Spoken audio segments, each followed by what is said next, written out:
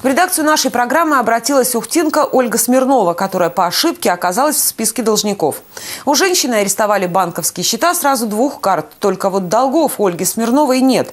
Ее инициалы и дата рождения совпали с настоящей должницей, которая проживает в Сыктывдинском районе.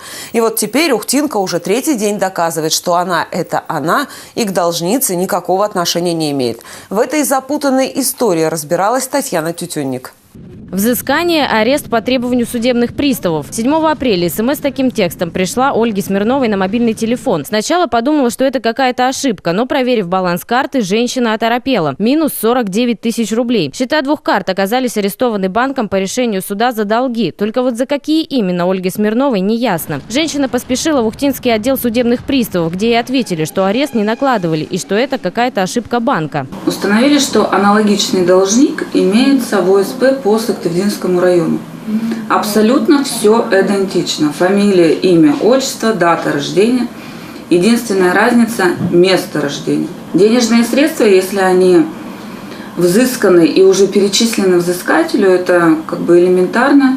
То есть они подлежат возврату и возвращению данному гражданину. На официальном сайте судебных приставов Ольга Смирнова выяснила, что вторая Ольга Смирнова, настоящая должница, проживает в селе Выльгород Сыктывдинского района. И на ее счета арест никто не накладывал. Почему? На основании чего фамилии и даты рождения блокируется? Я уже тогда там сказала, да давайте тогда весь Советский Союз, Россию на меня повесит. Смирновых много. Я вот не знаю, я говорю, хоть плачь, хоть смейся. А мы еще едем Там сейчас поступают у меня будут счета. Зарплата, пенсия, ветеранские. Я еще ветеран труда, так сказать. Потом отпускные. Мы едем за границу в отпуск.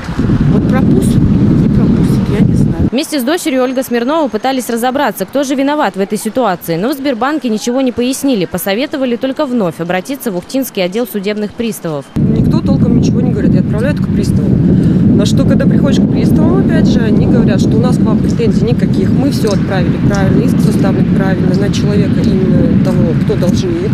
Почему, говорит, в Сбербанке, кто там совершил такую ошибку, что вот именно другого человека как бы обвинили, можно сказать, и наложили арест. Это, говорит, вопрос к ним. В свою очередь, представитель Сбербанка Наталья Бахтеева перевела всю вину на судебных приставов Сыктывдинского района, которые направили в банк неверные документы. В настоящее время судебными приставами достигнута договоренность, что в адрес будет направлен документ об отмене этого исполнительного производства. И денежная сумма будет возвращена. Как только в Сбербанк придут документы от судебных приставов об отмене ареста, женщине должны вернуть деньги в течение 3 рабочих дней. Татьяна Тютюнник, Виталий Мальцев, Елена Плонина. День, Ухта.